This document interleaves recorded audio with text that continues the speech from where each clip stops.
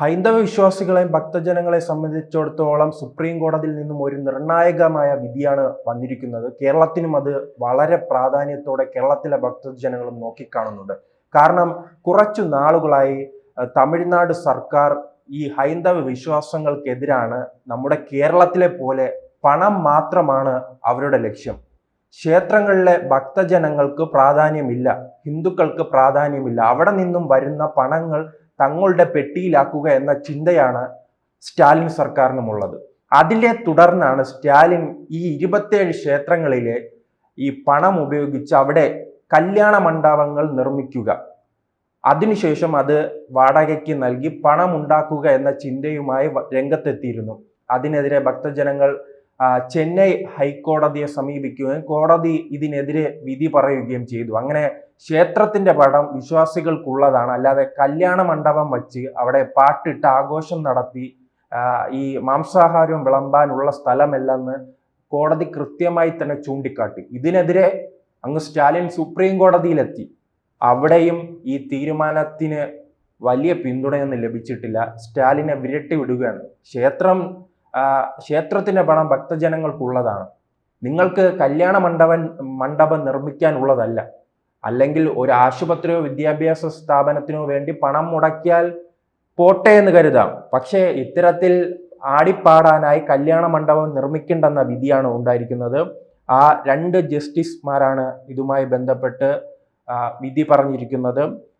വിക്രം നാഥും അതോടൊപ്പം തന്നെ സന്ദീപ് മേത്തയും അടങ്ങുന്ന ബെഞ്ചാണ് ഇത്തരത്തിലുള്ള ഒരു പ്രസ്താവന നടത്തിയിരിക്കുന്നത്. ക്ഷേത്രവിശ്വാസികളെ സംബന്ധിച്ച് നമുക്കറിയാം. കാരണം സ്റ്റാലിനും പിണറായി വിജയനും ഒരേ ത്രാസിൽ തൂങ്ങുന്ന 2 മുഖ്യമന്ത്രിമാരാണ്. ഇവിടെ ദേവസ്വം ബോർഡാണെങ്കിൽ അവിടെ സ്റ്റാലിന്റെ നേതൃത്വത്തിലുള്ള ദേവസ്വം ബോർഡ്. 2 പേർക്കും ചിന്ത എങ്ങനെയെങ്കിലും സനാതന ധർമ്മത്തെ തകർക്കുക എന്നതാണ്. അത് നാം കണ്ടിട്ടുണ്ടല്ലോ. സ്റ്റാലിൻ സർക്കാരിന്റെ നിരന്തര ശ്രമമാണ്. അദ്ദേഹത്തിന്റെ മകൻ ഉദയനിധി സ്റ്റാലിൻ പറഞ്ഞത് എന്താണ്? സനാതന ധർമ്മം ക്യാൻസർ ആണെന്ന അദ്ദേഹത്തിന്റെ പരാമർശം. അദ്ദേഹത്തിന് ഹിന്ദുക്കളെയും സനാതന ധർമ്മത്തെയും കാണുമ്പോൾ ചൊറിച്ചിലും ചില മതങ്ങളെ കാണുമ്പോൾ പ്രീണനവുമാണ് ഇപ്പോൾ തമിഴ്നാട്ടിൽ സംഭവിച്ചു കൊണ്ടിരിക്കുന്നത്. അത് തന്നെയാണ് കേരളത്തിൽ സംഭവിക്കുന്നത്. ദേവസ്വം ബോർഡിന് ഹിന്ദുക്കളെ കാണുമ്പോൾ ചൊറിച്ചിൽ, പിന്നെ എന്തിനാണ് ദേവസ്വം കെട്ടിപ്പിടിച്ചിരിക്കുന്നതെന്ന് നാം സംശയമുണ്ട്. ഒരു കാലത്ത് സുപ്രീം കോടതി അത്തരം കാര്യങ്ങളിലും കൃത്യമായി തന്നെ ഇടപെടൽ. ഭാവിയിൽ അത്തരം കേന്ദ്ര സർക്കാർ ഉൾപ്പെടെയുള്ള സ്ഥാപനങ്ങൾക്ക് അതിൽ നിന്ന് ഒളിച്ചോടി പോകാൻ കഴിയില്ല. ദേവസ്വം ബോർഡ് ഉൾപ്പെടെയുള്ളവ പിരിച്ചുവിട്ട് ഭക്തജനങ്ങൾക്ക് പൂർണ്ണമായും ആ അധികാരം കൊടുക്കേണ്ട ഒരു അവസ്ഥയിലേക്കാണ് നിലവിൽ പോകുന്നത്. അല്ലാത്ത ഭക്തജനങ്ങൾക്ക് ഒരു പ്രാധാന്യം നൽകുന്നില്ല. അത് കൃത്യമായി തന്നെ സുപ്രീം കോടതി പറയുന്നുണ്ടല്ലോ. വിശ്വാസികൾ ക്ഷേത്രത്തിന് സംഭാവന നൽകുന്നത് ക്ഷേത്രങ്ങളുടെ പുനരുദ്ധാരണം ലക്ഷ്യം വച്ചാണ്, അല്ലാതെ കല്യാണ മണ്ഡപങ്ങൾ പണിയാനല്ല. വൃത്തികെട്ട പാട്ടുകൾ വച്ച് വിവാഹ സംഘത്തിന് കല്യാണ മണ്ഡപത്തിൽ ആഘോഷം നടത്താനാണോ ക്ഷേത്ര ഭൂമി ഉപയോഗിക്കേണ്ടതെന്ന കൃത്യമായ ചോദ്യം. ഇത് തന്നെയാണല്ലോ പലതവണ കേരളത്തിലെ ഭക്തജനങ്ങളും ആവശ്യപ്പെടുന്നത്. ഗുരുവായൂരും ശബരിമലയിലും നാം ഈ നീക്കങ്ങൾ കാണുകയാണ്. അവിടുത്തെ വലിയ രീതിയിൽ ഭക്തജനങ്ങൾ നൽകുന്ന പണം അത് മറ്റാവശ്യങ്ങൾക്കായി ഉപയോഗിക്കുകയാണ്. അതിന്റെ പേരിലാണല്ലോ ഇപ്പോൾ അയ്യപ്പ സംഗമം നടക്കുന്നത്. അതെന്തിനു വേണ്ടിയാണ്?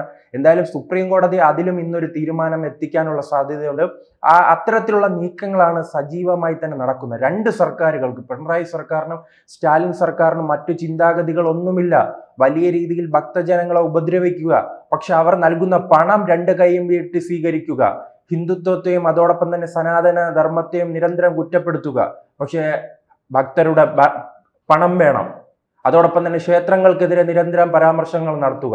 പക്ഷെ ഈ 2 സ്ഥലങ്ങളിലും തങ്ങളുടെ പാർട്ടി പ്രവർത്തകരെ തിരികെ കയറ്റി എങ്ങനെയെങ്കിലും പണം പാർട്ടിക്കും അതോടൊപ്പം തന്നെ പാർട്ടിക്ക് അനുകൂലമായ ഒരു സാഹചര്യം ഇത്തരത്തിൽ ഉണ്ടാക്കി ഭക്തജനങ്ങളുടെ വോട്ട് നേടുക.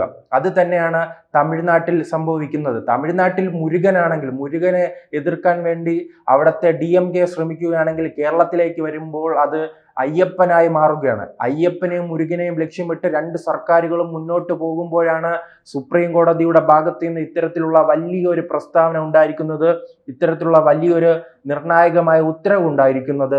നിങ്ങൾ ഭക്തജനങ്ങളുടെ പണം ഉപയോഗിക്കേണ്ടത് അവരുടെ ആവശ്യത്തിനാണ്, ക്ഷേത്രങ്ങൾക്ക് വേണ്ടിയാണ്, ഭക്തജനങ്ങൾക്ക് ആവശ്യമായാണ്, അല്ലാതെ മണ്ഡപങ്ങൾ പിന്നെ ലഭിക്കാം. അത് തന്നെയാണല്ലോ നാം ശബരിമലയിലും കാണുന്നത്. ഭക്തജനങ്ങൾക്ക് അവിടെ അടിസ്ഥാന സൗകര്യങ്ങളില്ല. അതിന് സമീപത്തുള്ള ബസ് സ്റ്റോപ്പുകളും ഗതാഗത സൗകര്യം വളരെയധികം പിന്നോക്കം നിൽക്കുകയാണ്. അത് പരിഹരിക്കാൻ തയ്യാറാകുന്നില്ല. അവിടെ ഒരു ഭക്തൻ വരികയാണ്, അവർക്ക് ആരോഗ്യ പ്രശ്നങ്ങൾ ഉണ്ടായെങ്കിൽ അത് അടിയന്തരമായി പരിഹരിക്കാനുള്ള സൗകര്യം അവിടെ ഇല്ല. പക്ഷെ ഫണ്ട് ഞങ്ങളിലേക്ക് വരട്ടെ. മുഴുവൻ ഇതേ രീതി തന്നെയാണ് നാം തമിഴ്നാട്ടിലും കാണുന്നത്. കോടാനുകോടി രൂപയുള്ള ദേവസ്വം ബോർഡ് അവിടുത്തെ സാധാരണക്കാരായ ഭക്തജനങ്ങൾക്ക് എന്ത് നൽകുന്നു? അവിടുത്തെ അടിസ്ഥാന ക്ഷേത്രങ്ങൾ കേന്ദ്രീകരിച്ച് അടിസ്ഥാന സൗകര്യങ്ങൾ, മികച്ച ഗതാഗത സൗകര്യങ്ങൾ നൽകാൻ ഈ സർക്കാരുകൾക്ക് തയ്യാറുണ്ടോ? അങ്ങനെ നിങ്ങൾക്ക് തയ്യാറാകുന്നില്ലെങ്കിൽ നിങ്ങൾ ഒഴിഞ്ഞു മാറും. അത് ഭക്തജനങ്ങളെ ഏൽപ്പിക്കൂ. കേരളത്തിലും അതോടൊപ്പം തന്നെ തമിഴ്നാട്ടിലും ഈ ഭക്തജനങ്ങൾ നടത്തിക്കൊണ്ടു പോകുന്ന ട്രസ്റ്റിന്റെ കീഴിൽ നടത്തിക്കൊണ്ടു പോകുന്ന എത്ര ക്ഷേത്രങ്ങളുണ്ട് അതിമനോഹരമായി നടത്തിക്കൊണ്ടു പോകുന്നത്. അങ്ങനെ അവർക്ക് വിട്ടുകൊടുക്കൂ. അല്ലാതെ നിങ്ങൾ ഇത് കൊണ്ടുപോയാൽ മാത്രമേ ഈ ക്ഷേത്രങ്ങൾ മുന്നോട്ട് പോകാൻ കഴിയൂ എന്ന് ഇല്ലല്ലോ. കാരണം അല്ലാത്ത ക്ഷേത്രങ്ങൾ ഇവിടെ നടന്നു പോകുന്നുണ്ടല്ലോ, മികച്ച രീതിയിൽ കേരളത്തിൽ ഉൾപ്പെടെ നടന്നു പോകുന്നുണ്ടല്ലോ. അതുകൊണ്ട് നിങ്ങൾ ദേവസ്വം ബോർഡിൽ നിന്നും ഒഴിഞ്ഞത് ഭക്തജനങ്ങൾക്ക് നൽകൂ. അല്ലാതെ ഈ മതേതരത്വ സർക്കാരാണ്, ഇടതുപക്ഷവും അതോടൊപ്പം തന്നെ സ്റ്റാലിന്റെ സർക്കാരും ആവശ്യപ്പെടുന്നത്, ഞങ്ങൾ മതേതരത്വ സർക്കാരാണ്, ഞങ്ങൾ ഒരു ജാതിക്കും മതത്തിനും പിന്തുണ നൽകാറില്ല. പക്ഷെ ന്യൂനപക്ഷങ്ങൾക്ക് വേണ്ടി വലിയ രീതിയിൽ കരയും, പിന്തുണ നൽകും, അവർക്ക് സഹായങ്ങൾ നൽകും. അത് തുടർക്കഥയാണല്ലോ. രണ്ടും കമ്മ്യൂണിസ്റ്റ്, ഒരിടത്ത് DMK ആണെങ്കിൽ ഒരിടത്ത് CPM. ആ രണ്ടു പേർക്കും ന്യൂനപക്ഷങ്ങളോടാണ് പ്രണയം. അവരുടെ വോട്ട് വേണം. അവർ സംഘടിത വോട്ട് ബാങ്ക് ആയതുകൊണ്ട് അവരെ പ്രീണിപ്പിച്ച് മുന്നോട്ട് പോവുക. അവരെ പ്രീണിപ്പിക്കാനേ ഇടയ്ക്കിടയ്ക്ക് ഈ ഹൈന്ദവ സമൂഹത്തിന്റെ തലയിൽ കയറുന്നത് പതിവാണ്. അത് ഉദയനിധി സ്റ്റാലിൻ ആയാലും, ഇങ്ങ് G സുധാകരനായാലും, M സ്വരാജ് ആയാലും, സീമ ആയാലും, ശ്രീമതി ടീച്ചർ ആയാലും, സ്റ്റാലിൻ ആയാലും, അങ്ങനെ ഒരു വ്യത്യാസമില്ല. തമിഴും മലയാളവും തമ്മിൽ ഈ ഭാഷയിൽ വ്യത്യാസമുണ്ടെങ്കിലും അവിടുത്തെ രണ്ട് നേതാക്കളും തമ്മിലുള്ള വ്യത്യാസം നമുക്ക് തിരിച്ചറിയാൻ കഴിയുന്നില്ല. കാരണം രണ്ടും തുല്യ ശക്തികളാണ്. ഒരു ഭാഗത്ത് ഹൈന്ദവരെ എതിർക്കുക, ഒരു ഭാഗത്ത് ന്യൂനപക്ഷത്തെ പിന്തുണയ്ക്കുക. പക്ഷെ അത് എന്തായാലും അവിടുത്തെ ജനങ്ങൾ തിരിച്ചറിയുന്നുണ്ട്. അതുകൊണ്ടാണല്ലോ മുരുക ഭക്ത സംഗമം ഉൾപ്പെടെ വലിയ വിജയമായി മാറാൻ കഴിഞ്ഞത്. കേരളത്തിലേക്ക് പരിശോധിക്കുകയാണെങ്കിൽ 2024 ലോക്സഭാ തെരഞ്ഞെടുപ്പിന് മുൻപ് വലിയ രീതിയിലുള്ള ന്യൂനപക്ഷ പ്രീണനമായിരുന്നു. ഗാസയ്ക്ക് വേണ്ടി കേരളത്തിലെ 140 മണ്ഡലങ്ങളിലും സദസ്സുകൾ സംഘടിപ്പിച്ച് പിണറായിയും അതോടൊപ്പം തന്നെ പരിവാരങ്ങളും കരയുകയായിരുന്നു, നിലവിളിക്കുകയായിരുന്നു. ഇപ്പോൾ ആ നിലവിളിയെല്ലാം എവിടെ പോയി? 2024 തെരഞ്ഞെടുപ്പിൽ ന്യൂനപക്ഷം പൂർണ്ണമായി തന്നെ കൈവിട്ടതിന് പിന്നാലെ അയ്യപ്പ സംഗമവുമായി ഇറങ്ങിയിരിക്കുകയാണ്. എങ്ങനെയെങ്കിലും വരുന്ന തെരഞ്ഞെടുപ്പിൽ ഹൈന്ദവ വോട്ടുകൾ തങ്ങളിലേക്ക് എത്തിച്ച് വിജയം കൊയ്യാൻ. ഇത് വിജയം കൊയ്യുന്ന രീതി മാത്രമല്ല, എല്ലാ കാലത്തും ഈ CPMന്റെ അടിത്തറ ഏതാണ്? ഈ ന്യൂനപക്ഷങ്ങളെ അല്ല. ഈ മലപ്പുറത്തെല്ലാം CPMന്റെ സ്വാധീനം എത്രയാണ്? അവർക്ക് എത്ര MLA മാരുണ്ട്? കാസർഗോഡിന്റെ തെക്കേ അറ്റത്ത് വടക്കേ അറ്റത്തേക്ക് എത്തുമ്പോഴുള്ള അവരുടെ സ്വാധീനം എന്താണ്? അത്തരത്തിൽ ആ പാർട്ടിക്ക് തന്നെ അറിയാം. അധികാരത്തിൽ വരുന്ന രണ്ടാമത്തെ കാര്യം, അവരുടെ അടിത്തറ നിലനിൽക്കണമെങ്കിൽ ഈ ഹൈന്ദവ വിഭാഗം വേണം. അത് തമിഴ്നാട്ടിലായാലും കേരളത്തിലായാലും DMK ആയാലും CPM ആയാലും അവരുടെ അടിത്തറ പൂർണ്ണമായി തന്നെ ഹൈന്ദവ വിഭാഗമാണ്. അവരെ എല്ലാ കാലത്തും പറ്റിച്ചു പോകാമെന്ന ചിന്തയിൽ അവരെ എല്ലാ കാലത്തും നിരീശ്വരവാദം പറഞ്ഞ് പിന്നോട്ടടിച്ച് തങ്ങളുടെ സ്വത്വത്തിൽ നിന്നും മാറ്റി നിർത്താമെന്ന് ഇനി അത്തരം രീതികൾ മുന്നോട്ട് പോകാൻ കഴിയില്ല. പണ്ട് CPMകാർ അവരുടെ ആശയങ്ങൾ പ്രചരിപ്പിച്ചത് അവരുടെ പത്രവും അവരുടെ ചാനലും അതോടൊപ്പം തന്നെ അവരുടെ കേഡർ പ്രസ്ഥാനങ്ങളുമുണ്ട്. ഇപ്പോൾ സമൂഹ മാധ്യമങ്ങൾ വളർന്നതിന് പിന്നാലെ രണ്ട് പാർട്ടികൾക്കും വലിയ തിരിച്ചടിയാണ് നൽകുന്നത്. കാരണം ഈ ഹൈന്ദവ വിഭാഗങ്ങൾക്ക് മാത്രമാണ് ഈ കമ്മ്യൂണിസം, അവർക്ക് കമ്മ്യൂണിസത്തിന്റെ രീതിയിൽ മുന്നോട്ട് പോകണം, അതോടൊപ്പം തന്നെ ദ്രാവിഡിസത്തിന്റെ രീതിയിൽ, അന്ന് പെരിയാറിന്റെ രീതിയിൽ മുന്നോട്ട് പോകണം.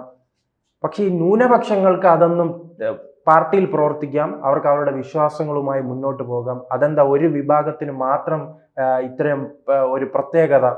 അങ്ങനെയാണെങ്കിൽ തുല്യത വരണ്ടേ? കമ്മ്യൂണിസവും അതോടൊപ്പം തന്നെ ഈ പെരിയാറിന്റെ ആശയം എല്ലാവരും തുല്യമായിരിക്കണമെന്നല്ലേ? അങ്ങനെയാണെങ്കിൽ ഈ ക്ഷേത്ര വിശ്വാസങ്ങൾ എല്ലാവർക്കും വേണം. അത് തന്നെയാണ് ഇപ്പോൾ സുപ്രീം കോടതിയും പറഞ്ഞിരിക്കുന്നത്. സുപ്രീം കോടതിയുടെ ഭാഗത്ത് നിന്ന് സ്റ്റാലിൻ സർക്കാരിന് വലിയ തിരിച്ചടിയാണ് നൽകിയിരിക്കുന്നത്. നിങ്ങൾക്ക് ക്ഷേത്രങ്ങളിലല്ല, ക്ഷേത്രഭൂമിയിൽ കല്യാണ മണ്ഡപങ്ങൾ വയ്ക്കേണ്ട, ആ പണം ഉപയോഗിച്ച് ക്ഷേത്രങ്ങൾക്ക് അനുകൂലമായ, ഭക്തജനങ്ങൾക്ക് അനുകൂലമായ പ്രവർത്തനവുമായി മുന്നോട്ട് പോകാനാണ് കൃത്യമായി തന്നെ സുപ്രീം കോടതി പറഞ്ഞിരിക്കുന്നത്.